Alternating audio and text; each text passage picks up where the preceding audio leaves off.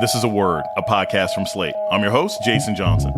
To many Americans, Malcolm X and Martin Luther King Jr. stood on opposite sides of some of the most important questions about civil rights.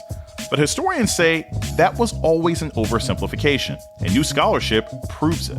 We think of Malcolm X as this kind of reverse racist, angry black man. We think of King as this kind of teddy bear because it serves our purposes of saying, look, America makes mistakes, but we can correct it. Re-examining the myths about Malcolm X and Martin Luther King Jr. coming up on A Word with me, Jason Johnson. Stay with us.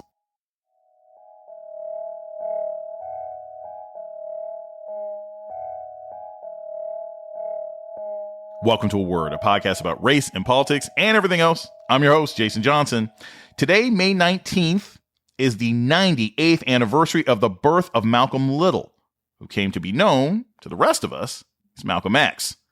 Malcolm X, who later changed his name to Al-Hajj Malik al-Shabazz, converted to Islam in prison. It helped him transform himself from a petty criminal to the most prominent spokesperson for the Nation of Islam, and for a vision of black liberation that put every tool on the table.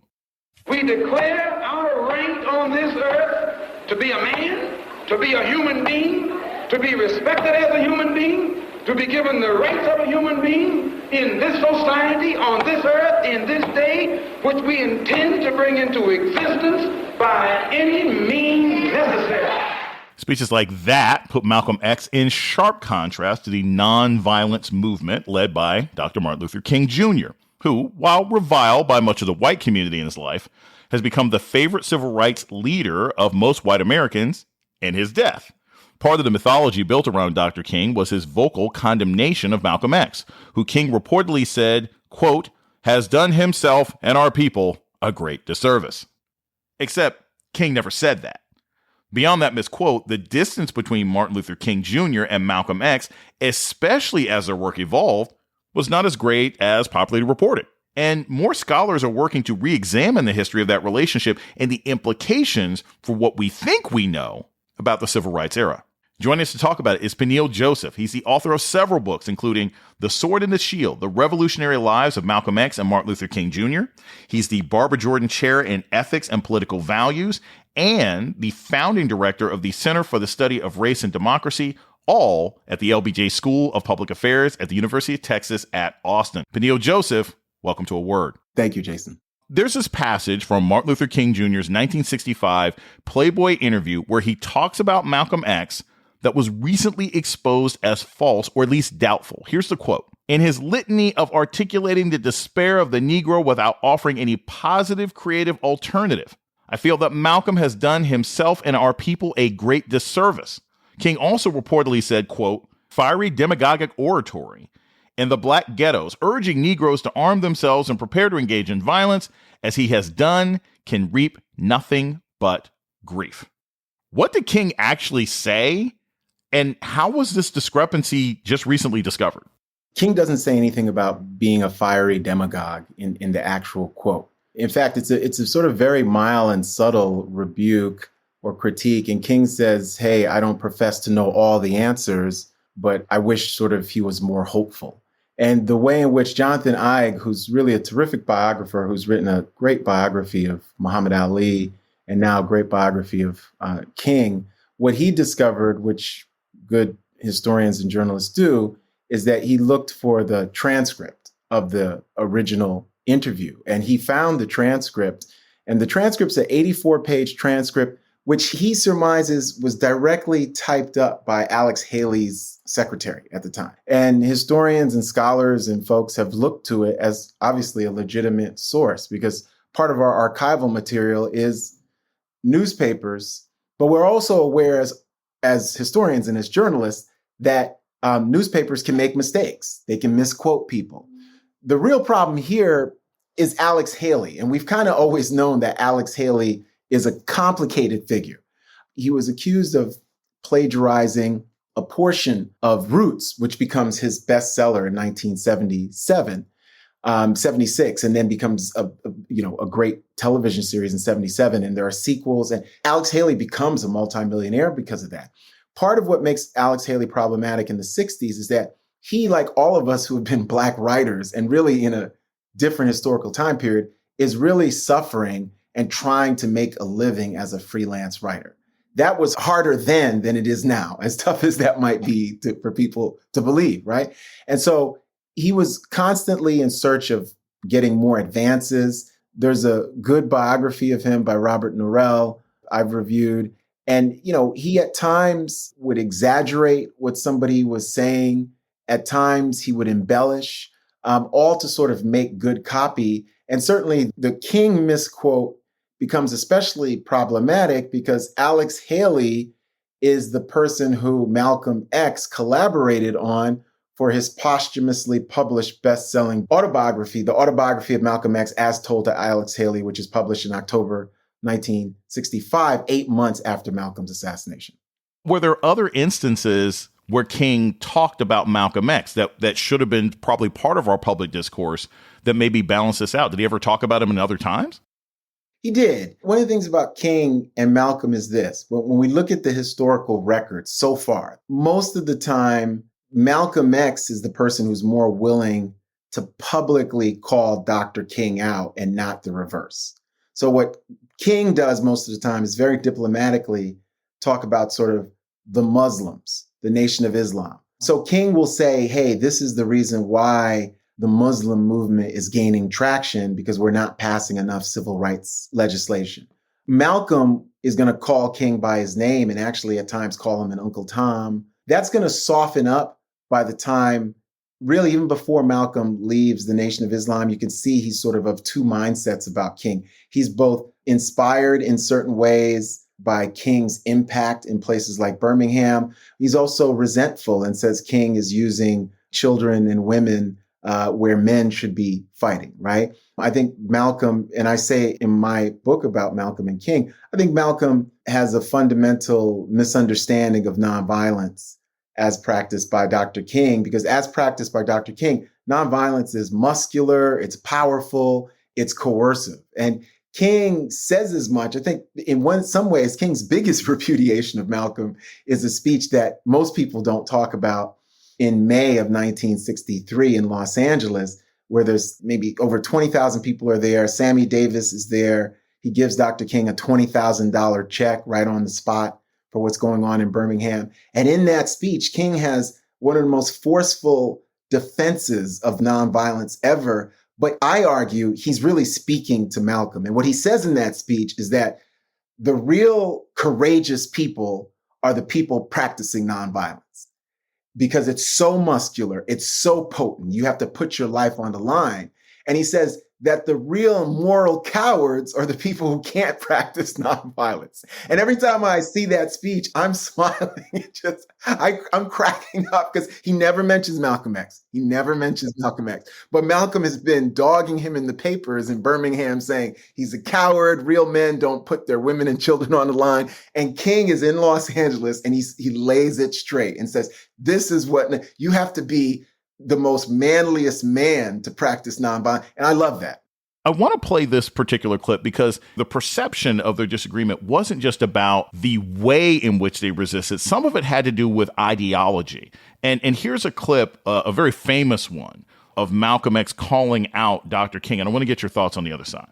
The white man pays Reverend Martin Luther King, subsidizes Reverend Martin Luther King, so that Reverend Martin Luther King can continue to teach the Negroes to be defenseless. That's what you mean by nonviolent. Be defenseless. Be defenseless in the face of one of the most cruel beasts that has ever taken the people into captivity. That's this American white man. And they have proved it throughout the country by the police dogs and the police clubs. 100 years ago, they used to put on a white sheet and use a bloodhound against Negroes. Today, they have taken off the white sheet and put on police uniforms. They've traded in the bloodhounds for police dogs, and they're still doing the same thing. And just as Uncle Tom, back during slavery, used to keep the Negroes from resisting the bloodhound or resisting the Ku Klux Klan by teaching them to love their enemy or pray for those who use them despitefully. Today, Martin Luther King is just a 20th century or modern Uncle Tom or a religious Uncle Tom who is doing the same thing today to keep Negroes defenseless in the face of attack that Uncle Tom did on the plantation to keep those Negroes defenseless in the face of the attacks of the Klan in that day. Those are fighting words. Was Malcolm's idea that if I call him out in this personal fashion, that will elicit change in him? Like, why did he go there? I think for the longest time, and I think they converge by 63, 64, 65 near the end, I think that they fundamentally are pushing two different concepts. To boil down what Malcolm is articulating is a philosophy of radical Black dignity. To boil down what King is articulating is a philosophy of radical Black citizenship. And we can sort of break that down. So for Malcolm, dignity is the God-given humanity we are all born with. For Malcolm, dignity is what Black people have, but has never been recognized in the United States. And at times, because of the racial trauma they've been through, they fail to recognize their own dignity and that they are connected to Africa, the third world, the Middle East in powerful ways that make them a global majority, right? King is looking for citizenship. And citizenship is really just the external recognition of dignity. And Malcolm really criticizes King for doing this because he feels that the United States is a morally reprehensible and politically evil place and space. Whereas King is going to counter that we need radical citizenship that goes beyond voting rights and civil rights, that is everything from food justice, ending violence, decent housing fit for human beings, all these things. So I think Malcolm for a long time, and I think what you see in terms of the transformation is that he comes to see that we need dignity and citizenship. But I argue that Dr. King comes to see we need dignity and citizenship too. That's what makes it so extraordinary. So again, Malcolm is angry. There's a quote where he tells the journalist that Black people are getting angry, and he concludes by saying, "And I'm the angriest." Now, okay, what is Malcolm X angry about? Well, two examples. One is 1957 in Little Rock Central High School. Dr. King sends Eisenhower a telegram thanking the president for those troops. Malcolm X is outraged. And the reason why Malcolm X is outraged is in 57, Malcolm says that this is a truly sick society if you're trying to send Black girls into that Little Rock Central High School and you need military troops, right, to protect their dignity. So for Malcolm, it's not a celebration. And that's why they see this in dichotomous ways. What's so interesting is that by the middle 60s and the early 60s, they both come to pull each other in the other person's direction. So you see Malcolm coming to say the ballot or the bullet and saying, well, voting rights really matter, even if he's saying it in a militant way. But you start to see King say that, Black is beautiful and it's so beautiful to be Black. King starts to say that all Americans, white Americans, have subconscious or what he calls unconscious racism. King breaks with Lyndon Johnson. There's no more meetings with LBJ. There's no more photo ops by 67. So what's extraordinary about them is that Malcolm is angry because he feels that King is not acknowledging Black people's human dignity. But over time, they both come to see that the quest and the struggle is for dignity and citizenship. And so the reason why Malcolm is so angry is that Malcolm makes an argument that if Black people were citizens, we adjudicated this during the Civil War. Why do we need protests? He's saying he'd be fine with brotherhood if there wasn't violence against Black people. And all of this should have been solved with the 13th, 14th, and 15th Reconstruction Amendments. There's been a desire to make these men polar opposites. Who benefited from that narrative? Why is it that there was such a distinct effort to make it seem like Malcolm X and Martin Luther King were at odds with each other? Yeah, they may have had some disagreements, but they were a lot closer than people want to admit. But that's not the story we got for 60 years. I think who benefits is really the story and the supporters and the narrative of American exceptionalism. For a long time, really the first 15 years after King's death, American exceptionalism didn't have room to support Dr. King and to put him within their narrative because the country remembered King as this sort of fiery leader, the very kind of demagogue that the misquote attributes to Malcolm X. By the end of his life, white folks were calling Dr. King a demagogue. The president wouldn't meet with him.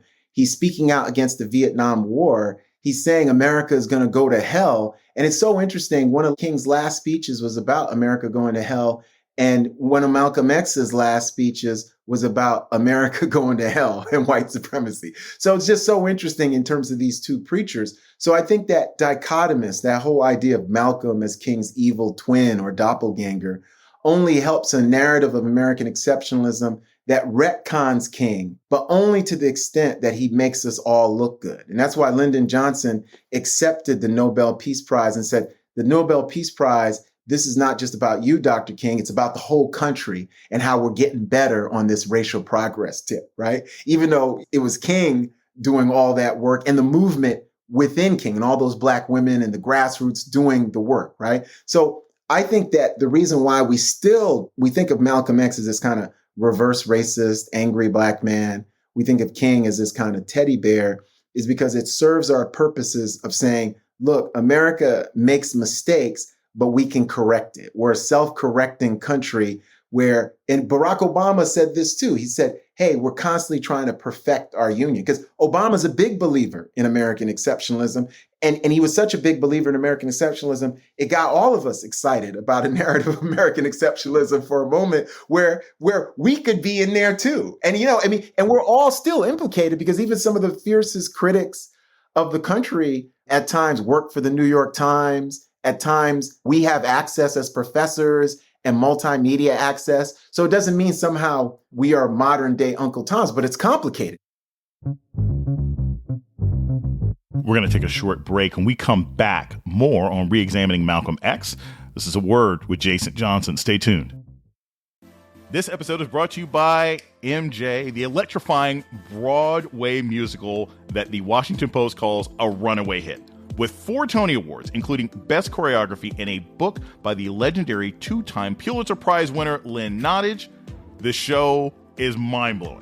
Deadline knows what's up, calling MJ a wildly entertaining marvel that's taking Manhattan by hurricane force. This exhilarating musical is packed with Michael Jackson's hits, including Jam, and now the show that had the entire theater rocking, according to Amsterdam News, is coming to a city near you. The MJ National Tour is starting something. It's going to be starting something in Chicago this fall. Get tickets now to see the must-see production that gives you a rare look at the creative mind and collaborative spirit that catapulted Jackson into iconic status.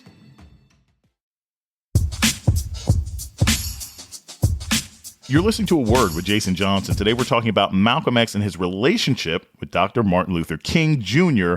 with Professor Peniel Joseph. This is the thing. I find this interesting when I think of Malcolm X. Where did Malcolm lead Martin when it came to the movement and the struggle and human rights?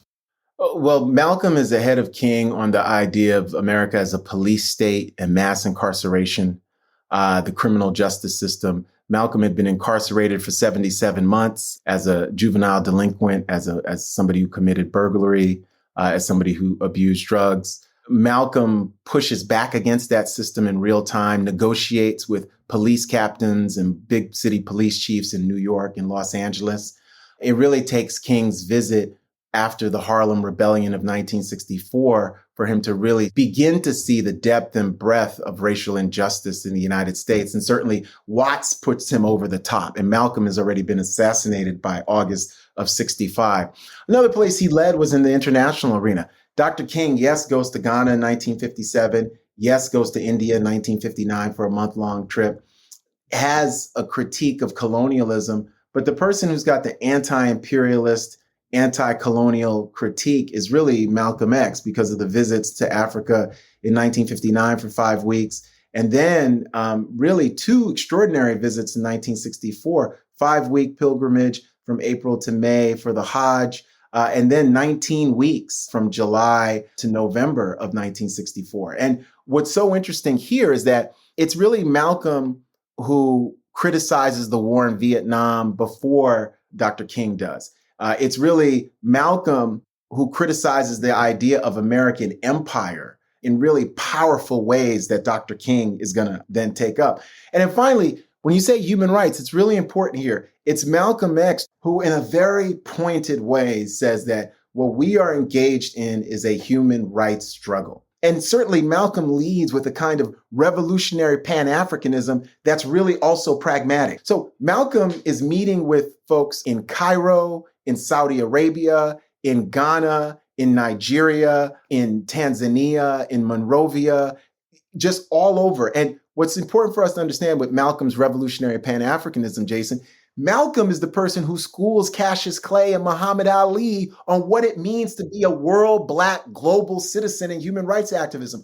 All of Muhammad Ali's future activism is because of Malcolm X, not because of Elijah Muhammad, not because of the Nation of Islam. It's because of Malcolm X. That's documented and verifiable. Like Malcolm publicly tells him, I believed you were a champ before you defeated Liston. Malcolm sees that genius. He's the older brother. Malcolm is 38 years old to Clay's 22 years old. And I call him Clay on purpose. He's called Muhammad Ali by Elijah Muhammad in a power play to take Cassius Clay away from Malcolm X, and Malcolm X creating a new Muslim Mosque Inc. with Cassius Clay as the bankroll for that, right? So when we think about how did Malcolm X lead, and sometimes my students ask me, what did Malcolm do? What's the policy intervention? Because they know about King and this legislation and stuff. And I tell them, we were all Negroes before Malcolm X. Malcolm X turned us into Black people. There's no piece of legislation. He transformed our mindsets and our consciousness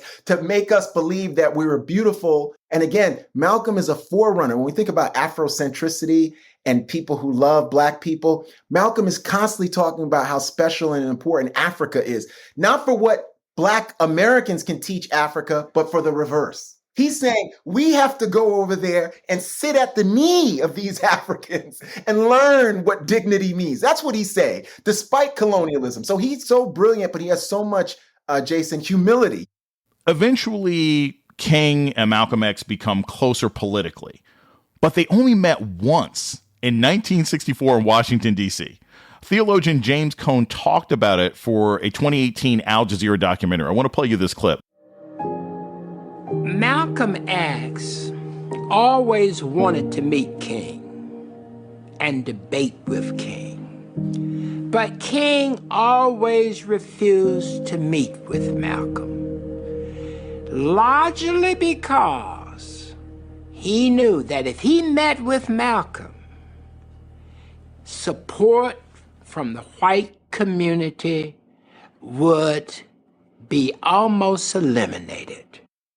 So I'm fascinated by this. It sort of reveals the real limitations financially and symbolically that Martin Luther King was operating within. But also, what did it mean that these guys only met one time? Because that's amazing to me. It's amazing to me that in all their travels around the country, around the world, that they never even had a private meeting. And it was only this one time where we see the one famous picture of them laughing. What's the significance of these two powerful individuals only meeting one time, yet sharing the same country?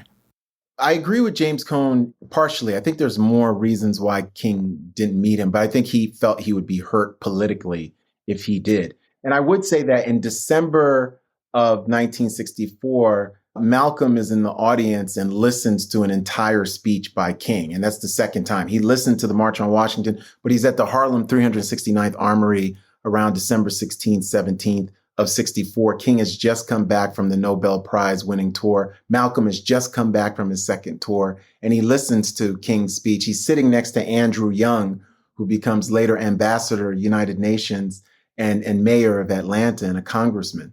And so when we think about Malcolm, Malcolm is more interested in pursuing coalitions with King because King has a broader, more tangible base domestically. I would say that Malcolm actually has a bigger and broader and more tangible base internationally than King does while they're still alive. And what most people don't know is that Malcolm actually had an office at the United Nations that was given to him courtesy of African and Cuban diplomats. And so people at the UN knew Malcolm and would see him, and he'd come in and out. And that's how, by the time he goes to the Middle East in 1959, and then he spends almost 6 months abroad in 1964, he's visiting in Cairo at the Cuban embassy, and they all know who he is. That all the diplomats and their apparatchiks, their lieutenants know who Malcolm X is. And that's what he gives to Muhammad Ali. And he sets up Muhammad Ali's tour of Africa, literally, even though by this point, Muhammad Ali is no longer speaking to him out of fear of Elijah Muhammad and the violence that could happen to him in the Nation of Islam. So I think what it means in terms of them not speaking to each other, it's a real lost opportunity. And it does show us the way in which the movement was financed, because I'll disagree with Malcolm of saying somehow King was a tool of white folks. But what I will say is that certainly the movement relied on a lot of money from white philanthropists. When you look at these two men, there's so much that's also said about, their need for each other, that they needed each other at the same time. I've always thought the idea of the sort of good cop, bad cop narrative about MLK and Malcolm X to be reductionist. The idea that Martin Luther King was like, well, I need Malcolm X out there to scare the white folks, right? Because I can tell them, hey, either listen to me or you get this guy. Or that Malcolm X knew he was playing the role. He knew he was playing the boogeyman because deep down, he really wanted to go along with King's dream. I don't buy either of those theories, but what did they buy, right? How did they see themselves at the time? Did Malcolm X really think, I'm playing this sort of pantomime game with King, and whichever one of us lasts, it's still going to be the benefit of our people? Did Malcolm X really think like, now this dude is wrong, until they came to a point later on in their lives where they're like, oh, okay, yeah, we're actually in about 97% agreement? I think it's an evolution. I think that for a lot of Malcolm's public career, which is 1952 to 1965, he thinks of King as dead wrong. I think there's a switch in 63, because I think during Malcolm's last year in the Nation of Islam, he realizes that it's going to be his last year in the Nation of Islam. And I think that for a number of reasons, both for what's going on internally in the organization, but also their refusal to take political stances, even as he keeps defying Elijah Muhammad and taking those political stances. So I think he understands it's going to be his last year. He's got a great interview with Robert Penn Warren, which is published posthumously in Who Speaks for the Negro. And I quote it in The Sword and the Shield, where Robert Penn Warren is asking him about King and differences. And he says that Dr. King and I actually agree on a lot of things. And we want Black freedom for the Negro. And we might have different methods, but we agree on the same goal. We have the same ambition and the same end goal. And so when you look at 64, Jason, throughout 64, he's sending King telegrams, inviting him to stuff. He's saying from overseas that he would send some Black folks in there to St. Augustine, Florida, where King is involved in civil rights struggles and night marches, and people are being beaten on the beaches, Black people of St. Augustine, Florida. He goes to see King in Harlem on December 17th. But then February 5th in 1965, he goes to Selma to see King again, and King is in prison, in jail for a demonstration. But also, he has a great meeting with Coretta Scott King. And Coretta Scott King, who's really this brilliant activist and strategist in her own right, she recounts in her own memoir how she found Malcolm to be so sincere and so impressive, right? This is Coretta Scott King, that she lost all the whole thing of like, this man has like sort of denigrated my husband. And I don't know if people could do that now, activists today now, because a lot of times people don't want to forgive, Jason. So there's this whole thing where Malcolm publicly apologizes to folks and says, I hope they forgive me and I'll forgive anything anybody has said about me. What's so interesting is they realize that they are serving as a foil for each other in the mind of a certain public. But throughout 64, if anything, Malcolm is trying to reframe his image through different postcards and essays and different things that he writes from overseas and domestically, away from that image of him as sort of talking about white people as devils, and away from this image, oh, Malcolm is some reverse racist, really towards the image of coalition building, multiracial coalition building, but still being a revolutionary and still evolving in his Muslim faith. He's a work in progress. And I will say this, King issues a really nice statement after Malcolm X's assassination, which is probably the best, most complex statement King issues about him, saying that Malcolm was brilliant. He had all this talent, and instead of using the talent to be some kind of underworld mob boss or something, he just used it for his people and stuff. And we're going to miss him on this world stage and this global stage. And he was a part of this struggle. And I sort of grieve with the people who are grieving for Malcolm.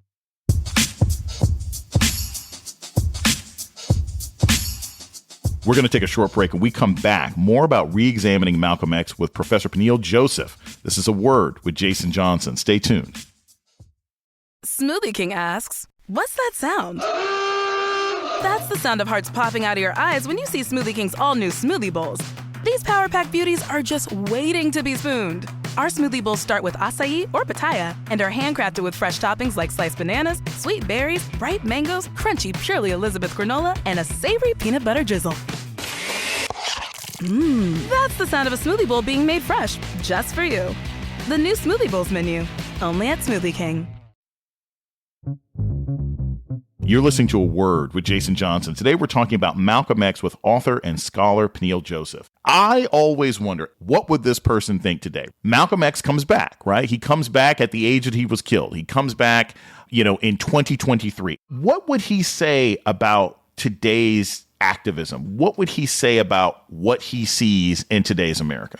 I think Malcolm X would be both proud of aspects of what he sees, especially with the Black Lives Matter march. I think he would be troubled by the racial backlash. And I also think he would be troubled by the fact that a lot of these organizations are not fully supported by the Black community, where you can have autonomy and independence. And another thing he'd be troubled by is really, we've seen an erosion, Jason, of the Pan-African solidarities, in quote, solidarities plural. We're all in this together. Malcolm is really the Pan-African revolutionary of the 20th century. I would, he's right there with Nkrumah and these people who lead nation states. And I argue he becomes Black America's really official prime minister by 1964. Everybody knows. And what's so interesting, Jason, is that when he goes to these other countries, they all give him official dignitary status. Somebody who's got no elected title, somebody who's got no PhD, somebody who's not this best-selling author, because everyone knows, everybody actually knows, right? So they realize that he is the representative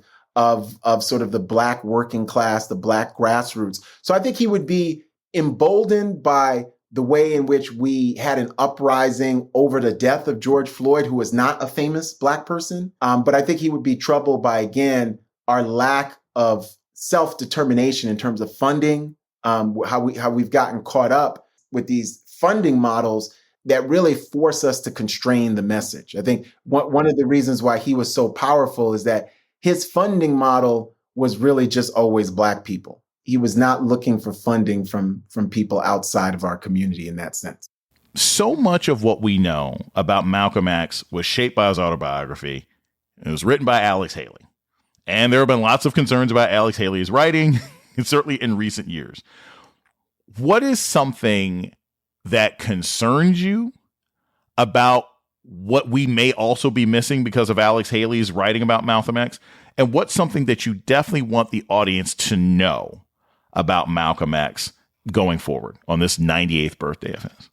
I think the thing that concerns me, when you think about the autobiography and the way it was packaged with the intro by Alex Haley and maybe the outro by Mike Handler, the reporter, there's a kind of definitely a liberal framing of Malcolm as this kind of Horatio Alger story. We later found out that there were 3 chapters that were Malcolm wanted in the autobiography that Alex Haley did not allow in the autobiography, that sort of better explain his notion of political self-determination, Black nationalism, his anti-colonialism. So that's concerning. So in a way, the autobiography might be people's most recognizable entree into Malcolm X. But I would say, you want to definitely read the biographies by Manning Marable and by Les Payne and Tamara Payne, all these very award-winning biographies, and also just read Malcolm's speeches. Definitely read his speeches. The thing I would want people to know about Malcolm is just what a